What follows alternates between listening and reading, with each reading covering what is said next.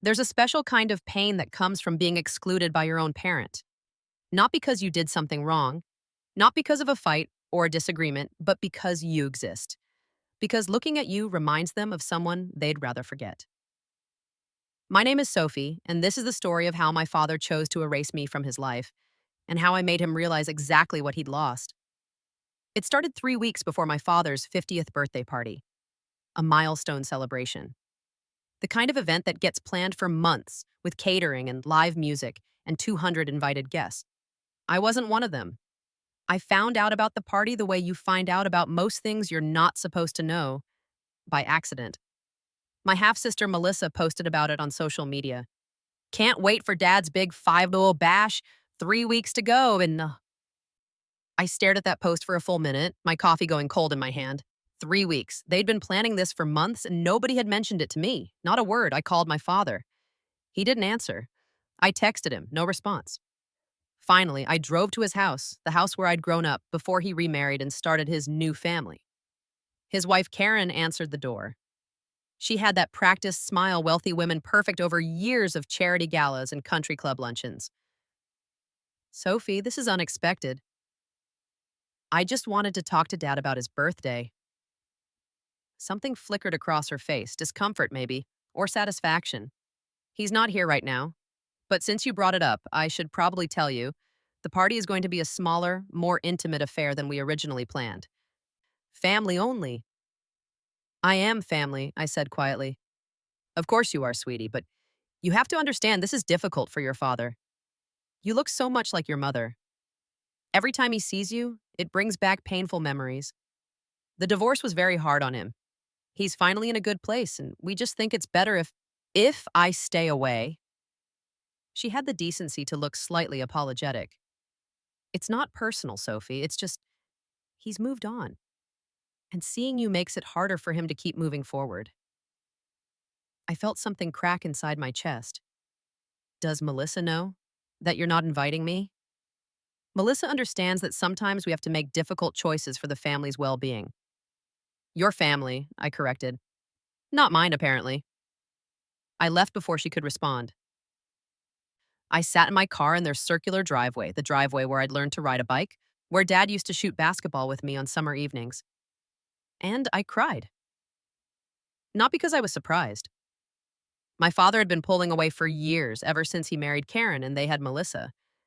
But this felt different.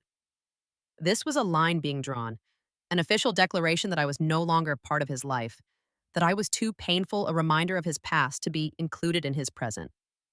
The worst part? He wouldn't even tell me himself. He sent his wife to deliver the message he was too much of a coward to face me and explain why his own daughter wasn't welcome at his birthday party. That night, I looked at myself in the mirror, really looked, and I saw what he apparently saw. My mother's green eyes, her auburn hair, her high cheekbones, features I'd always been proud of that now felt like a curse. I'd spent my whole life trying to be a good daughter, getting good grades to make him proud, calling him every week even when the conversations got shorter and colder, showing up to family events where Karen and Melissa made it clear I was the outsider. Trying, always trying, to maintain some connection with the man who was supposed to love me unconditionally. And for what? To be excluded from his birthday party because I had the audacity to look like my mother? Something shifted in me that night.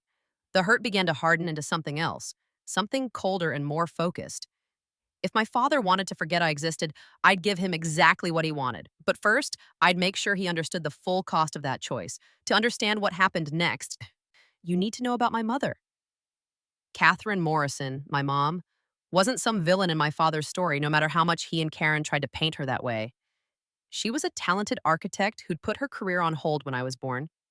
She'd supported my father through law school, through the early years of building his practice, through every struggle and setback. And when he finally became successful, when the money started rolling in and the big cases came, he rewarded her loyalty by having an affair with his paralegal. Karen, the woman who answered the door with that practiced smile. My mother found out when I was 14. I remember the night she confronted him, the screaming behind their bedroom door, my father's voice cold and defensive. You've let yourself go, Catherine. You stopped trying. What did you expect? The divorce was brutal. My father had money and connections and a legal team that made my mother look like the unstable one. She got a modest settlement, and I got split custody. Weekends and holidays with mom, weekdays with dad. But dad's house stopped feeling like home almost immediately. Karen moved in within months. She redecorated, erasing every trace of my mother's existence. Photos disappeared. Furniture was replaced. Even the garden my mother had spent years cultivating was torn out and replaced with something more modern. I was just a teenager, trying to navigate this new reality where my father was suddenly a stranger who looked at me with growing discomfort. My mother handled it with more grace than anyone should have to. She rebuilt her career, started her own firm, and never badmouthed my father in front of me, even though she had every right to. When I was 17, she was diagnosed with breast cancer. Stage 3. She fought for 2 years with everything she had. My father visited her exactly once during her treatment. He stayed for 20 minutes, looking uncomfortable the whole time, and then left saying he had a case to prepare for. She died 3 weeks after my 19th birthday. At her funeral, my father showed up late and left early. Karen didn't come at all. They sent flowers with a generic card. That was 6 years ago. And in those 6 years, I'd watched my father completely rewrite our family history. In his version, my mother was the problem, the anchor that had held him back. And I, by extension, was a reminder of those dark years before he found his true happiness with Karen and their perfect daughter, Melissa. Melissa, who looked like Karen. Melissa, who'd never known struggle or sacrifice or what it felt like to be erased from your own family story. I didn't hate Melissa. How could I? She was just a kid, 16 years old, who'd been taught that her family was complete without needing to include her older half-sister. But standing in front of that mirror the night I was uninvited to my father's party, I thought about my mother, about her strength, her grace, her refusal to be bitter even when she had every reason to be. And I realized that by looking like her, I carried her legacy. My father saw that as a curse, something to be avoided and forgotten. I decided to make it my greatest weapon. My mother had been an architect. She'd built things, created beauty, left her mark on the world in ways that would outlast all of us. She'd taught me that the best revenge isn't destruction, it's creation. It's building something so undeniable that the people who tried to diminish you have no choice but to acknowledge it. So that's what I decided to do. I would build something that my father couldn't ignore, something that would force him to confront exactly what and who he'd thrown away. The party was in 3 weeks. That gave me just enough time. The morning after my conversation with Karen, I started making calls. First, I called my mother's former business partner, Richard Chen. After my mom died, Richard had taken over her architectural firm. We'd stayed in touch. He'd been like an uncle to me growing up. Sophie, he answered warmly. How are you? I need a favor, Richard, a big one. I explained the situation, the party, the exclusion. And then I told him my plan. There was a long pause. Then Richard laughed. Not a mean laugh, but one of surprised admiration. Catherine would have loved this, absolutely loved it. When do we start? Next, I called my mother's college roommate, Diana, who was now a prominent journalist. Then my mom's sister, my Aunt Rachel, who ran a successful nonprofit. Then my mother's former clients, colleagues, friends, everyone who'd known Catherine Morrison and understood what she'd meant to the world. I told them what I was planning. And one by one, they agreed to help. The response was overwhelming. People who'd watched my father discard my mother like she meant nothing were eager to participate. Not out of spite necessarily, but out of love for her memory and a desire to see justice done. Over the next 2 weeks, I worked harder than I'd ever worked in my life. I was a graphic designer by trade, but this project required every skill I had and several I had to learn on the fly. I created a website, a memorial website dedicated to my mother's architectural legacy. I gathered photos of every building she'd designed, every project she'd contributed to, every award she'd won. I collected testimonials from clients whose homes she'd created, from colleagues who'd learned from her, from students she'd mentored. Richard provided access to her portfolio and project files. Diana wrote a beautiful feature article about my mother's contributions to sustainable architecture. Aunt Rachel organized a charitable foundation in my mother's name, dedicated to supporting single mothers pursuing careers in STEM fields. But the centerpiece, the thing that would make this impossible to ignore, was a retrospective exhibition of my mother's work at the city's most prestigious architecture gallery. The gallery director, Marcus Webb, had been trying to do a Catherine Morrison exhibition for years. My father had always quietly discouraged it, using his connections to suggest it would be too soon or not the right time. But Marcus didn't need my father's permission. And when I approached him with a comprehensive portfolio and the backing of my mother's entire professional network, he jumped at the opportunity. "The opening is in 3 weeks," Marcus said. "That's rushed, but we can make it work. This is long overdue."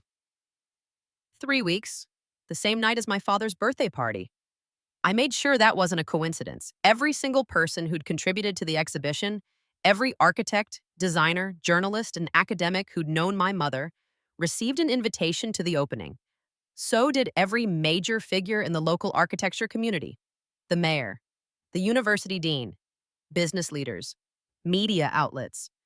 And of course, I made sure my father received an invitation, hand-delivered in a cream envelope with my mother's name embossed on it. I didn't include a note. I didn't need to. The message was clear. While he was celebrating himself and his new life, the world would be celebrating the woman he'd tried to erase, the woman whose legacy would outlive his comfortable amnesia, the woman whose face I carried, whose strength I'd inherited, whose memory I refused to let him bury. I wasn't trying to ruin his party. I was simply offering an alternative, a choice. He could surround himself with people who'd help him forget his past, or he could face the truth about what he'd thrown away. Either way, he'd know that erasing me from his life didn't erase my mother's impact on the world. Or mine. The night of my father's 50th birthday arrived. I got ready carefully, wearing a green dress that matched my eyes. My mother's eyes. I styled my auburn hair the way she used to wear hers. Looking in the mirror, I saw her looking back at me, and for the first time in years, that didn't make me sad. It made me strong. The gallery opening was scheduled for 7 o'clock, the same time as my father's party. I arrived at 6:30 to help with final preparations. The exhibition was beautiful. Marcus and his team had created something extraordinary. My mother's architectural drawings were displayed like the works of art they were. Scale models of her most famous buildings occupied the center of the gallery. Video testimonials from clients and colleagues played on screens throughout the space. But the centerpiece was a timeline of her life, not just her professional achievements, but her whole story. Her education, her marriage, her daughter, her divorce, her battle with cancer, her grace through it all. It was honest, it was complete. It was everything my father had tried to pretend never existed. By 7 o'clock, the gallery was packed. Over 300 people had shown up: architects, designers, city officials, journalists, and countless people whose lives my mother had touched. At 7:15, my father arrived. I saw him through the gallery windows, getting out of his car with Karen and Melissa. He was dressed in an expensive suit, clearly ready for his own party. He looked annoyed, probably planning to make a brief appearance to maintain appearances before heading to his real celebration. But when he walked through those doors and saw the exhibition, he stopped. Just stopped. Like he'd walked into a wall he couldn't see. Karen grabbed his arm, looking confused and uncomfortable. Melissa glanced around with wide eyes, seeing her father's first wife everywhere: in photos, in testimonials, in the faces of people who clearly loved and respected her. I approached them slowly. People were watching, but the background noise had faded to a murmur. "Dad," I said quietly, "thank you for coming." He stared at me, really looked at me for the first time in years, and I knew what he was seeing. Not just me, but my mother. The woman he'd betrayed, divorced, and tried to forget. The woman whose legacy he was drowning in at this moment. "You did this?" His voice was rough. "I did. With help from everyone who loved Mom. Everyone who understood what she meant to the world. Everyone who thought her life and work deserved to be celebrated and remembered." Karen tugged at his sleeve. "Robert, we should go. Your guests are waiting." "You excluded me from your party," I continued, my voice steady despite my pounding heart, "because looking at me reminds you of her. Because I'm a painful memory you'd rather forget. So I decided to give you an alternative. You can go to your party and pretend the past never happened, or you can stay here and remember the woman you threw away, the woman whose daughter you excluded because she inherited the wrong face. Marcus Webb appeared at my elbow. Robert Morrison, he said pleasantly. We've been trying to do this exhibition for years. Your daughter made it happen in 3 weeks. Quite remarkable, really. Catherine would be so proud. My father's face had gone pale. Around us, people were starting to recognize him, starting to make connections. The man in the photographs, younger, smiling, standing next to the talented architect, was the same man standing here now, looking like he wanted the floor to swallow him. A journalist approached with a camera crew. Mr. Morrison, you were married to Catherine Morrison, weren't you? Would you like to say a few words about her legacy? He opened his mouth, closed it, looked at me with something I couldn't quite identify. Hurt? Anger? Shame? I have to go, he finally said. My party. Of course, I said softly. Go celebrate yourself. Everyone here will be celebrating her. He left. Karen and Melissa followed, all three of them walking quickly to their car like they were fleeing a crime scene. I watched them go and I felt something release in my chest. Not satisfaction exactly, something quieter, something like peace. The exhibition was a massive success. Over the next week, it received coverage in local and national media. Diana's feature article went viral. The charitable foundation raised $50,000 in its first week. My mother's work was being discussed and celebrated in architectural circles across the country. And I heard nothing from my father. Not a call, not a text, nothing. He'd gone to his party, posted photos of himself cutting a cake and surrounded by friends, and acted like the exhibition had never happened. But other people noticed. Melissa's social media posts about the amazing party were flooded with comments asking about Catherine Morrison, about the exhibition, about why the family wasn't there celebrating her legacy. Karen's book club friends who'd attended the exhibition started asking uncomfortable questions. My father's colleagues, many of whom had known my mother, began commenting on how impressive the tribute was, with the unspoken question of why he hadn't been involved. The silence from my father lasted 2 weeks. Then Melissa called me. What, Sophie? Her voice was small, uncertain. Can we talk? We met at a coffee shop. She looked young and uncomfortable, nothing like the confident teenager from her Instagram posts. I didn't know, she said immediately, about any of it, about how Dad treated your mom, about how he'd excluded you from the party. I knew you were my half-sister, but I didn't know the whole story. Your mother didn't tell you? Mom tells me their version, but after the exhibition, after everyone started talking about Catherine Morrison and her work and what she went through, I looked it up. All of it, the divorce, the affair, everything. Tears welled in her eyes. Dad cheated on her with my mom, and then he threw her away, and he threw you away too. Melissa, I'm so sorry, she whispered. I've been horrible to you. Acting like you were the outsider, like you didn't belong, but you're my sister, and Dad, her voice broke. Dad was wrong about everything. I reached across the table and took her hand. You were a kid. You didn't know. None of this is your fault. He won't talk about it, she said. Dad, I mean, he acts like nothing happened, like that exhibition doesn't exist. But Mom's been different, quiet. I think she feels guilty. She should, I said, more sharply than I intended. I know, I asked her. I asked her why she had to tell you that you weren't invited because you looked like your mom. Why she had to be so cruel about it.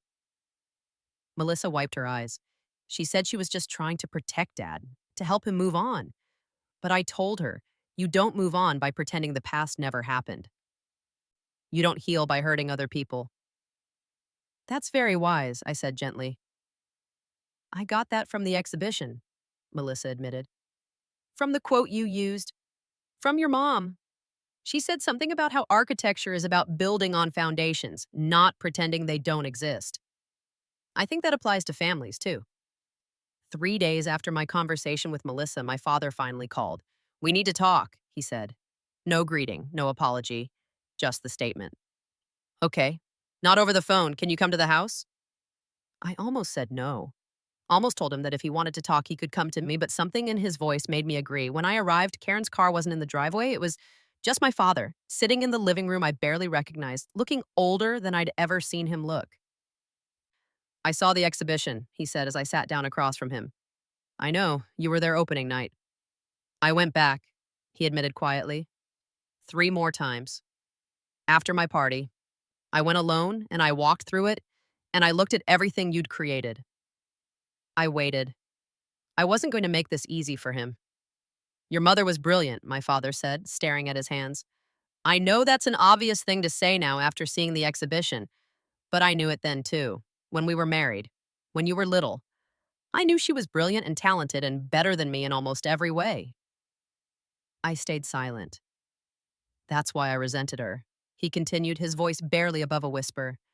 She put her career on hold for me, for you. And even working part-time, she was more successful than I was. Her designs won awards. Her clients loved her. And I was just a lawyer among thousands, working brutal hours and getting nowhere. So you cheated on her, I said flatly. I made a terrible choice. Karen made me feel important, needed, like I was the successful one for once. It was selfish and wrong, and I destroyed your mother's trust. I destroyed our family. And then you tried to destroy her memory. He looked up at me then, and I saw tears in his eyes. I couldn't face what I'd done to her, especially after she got sick. After she...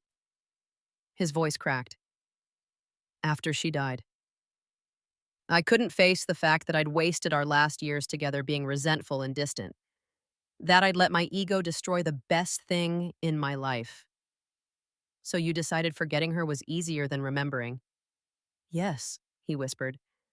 And you made that impossible because every time I looked at you, I saw her. I saw what I'd lost, what I'd thrown away. And it was easier to avoid you than to face that pain. Do you know what that did to me? My voice shook, despite my best efforts to stay calm. I lost my mother, and then I lost my father too. Not to death, but to your cowardice. You chose to avoid your pain by inflicting it on me instead. I know, he said. Sophie, I know, and I'm so sorry. You excluded me from your birthday party. Your wife told me I wasn't family. Karen was wrong. I was wrong. You are my daughter, and nothing, not the past, not my marriage, not my discomfort, should have ever made me treat you like you weren't. Then why did you? He was crying openly now. Because I'm weak. Because I've spent years building this new life where I get to be the good guy, where I don't have to remember my failures. And you threatened that fiction just by existing. I felt my own tears coming, but I fought them back. The exhibition wasn't meant to hurt you. I know. It was meant to honor her, to make sure she wasn't forgotten. You did for her what I should have done, what I was too selfish and scared to do. I did it for me too, I admitted. Because you made me feel like looking like her was a curse, like carrying her legacy was something to be ashamed of. And I needed you to see that it's not. She was brilliant and strong and worthy of being remembered. And so am I. You are, he said urgently, leaning forward. Sophie, you are so much more than I ever gave you credit for. That exhibition, the work you put into it, the way you honored your mother while teaching me a lesson I desperately needed to learn. It showed me who you really are. And I'm ashamed that I didn't see it before. What now? I asked. Do you expect me to just forgive you? To pretend the last 6 years didn't happen? No, he said. I don't expect anything. But I'm asking, begging for a chance to be better. To be the father I should have been all along. Not because you look like your mother, but because you're my daughter and I love you.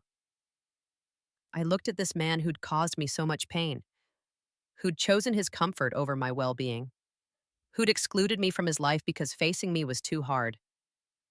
And I thought about my mother, about her grace, about what she would want for me.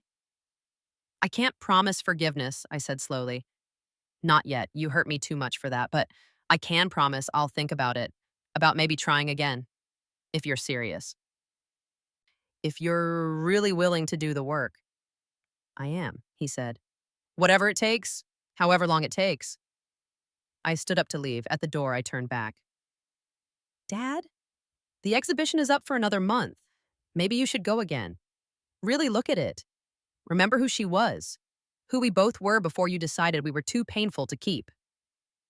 I will, he promised. As I drove away, I felt that tight knot in my chest loosen just a little more. Not healed, not resolved, but beginning to ease. 6 months have passed since the exhibition. 6 months since my father's 50th birthday party that I wasn't invited to. The relationship with my father is still complicated. We meet for coffee once a week now. The conversations are sometimes awkward, sometimes painful, but they're honest in a way they never were before. He's in therapy, working through the guilt and shame he avoided for so many years. He's learning slowly to face the past instead of running from it. Melissa and I have grown closer. She calls me her sister now without the half qualifier. She asks me about our mother, wanting to know the woman whose genes I carry. Karen, well, Karen and I will probably never be close. But she apologized in her own way. And she's stopped trying to erase my existence from the family narrative. The charitable foundation in my mother's name has raised over $200,000. We've provided scholarships to 15 single mothers pursuing architecture degrees. Every recipient receives a letter telling them about Catherine Morrison, her talent, her struggle, her grace. My mother's legacy is secure now, not just in the buildings she designed, but in the lives she's still changing even after death. As for me, I learned something important through all of this. Revenge doesn't have to be destructive. The most powerful revenge is creation, building something so meaningful that the people who tried to diminish you have to acknowledge what they lost. My father tried to erase me because I reminded him of his failures. So I created something that made those failures impossible to ignore. Not out of cruelty, but out of a determination to honor the woman who gave me life and taught me strength. I could have crashed his party. I could have made a scene. I could have told everyone there what a terrible father he'd been. But instead, I built something beautiful. I celebrated my mother's life in a way that no amount of anger or destruction could have accomplished. And in doing so, I forced my father to face the truth that trying to forget the past doesn't make it disappear. It just makes you smaller. That the people you exclude from your life leave empty spaces that can never be filled. That love, real love, doesn't run from painful reminders. It embraces them. I look like my mother. I have her eyes, her hair, her face. For years, my father saw that as a curse, a reminder of his failures. Now I hope he sees it as a gift, a living reminder not of what he lost, but of what he can still choose to honor and love. The exhibition is closed now, but the foundation continues. My mother's work continues. Her influence ripples outward, touching lives she never met, inspiring people she never knew. And I carry her forward, not as a painful reminder, but as a proud legacy. My father excluded me from his party because I looked like the woman he wanted to forget.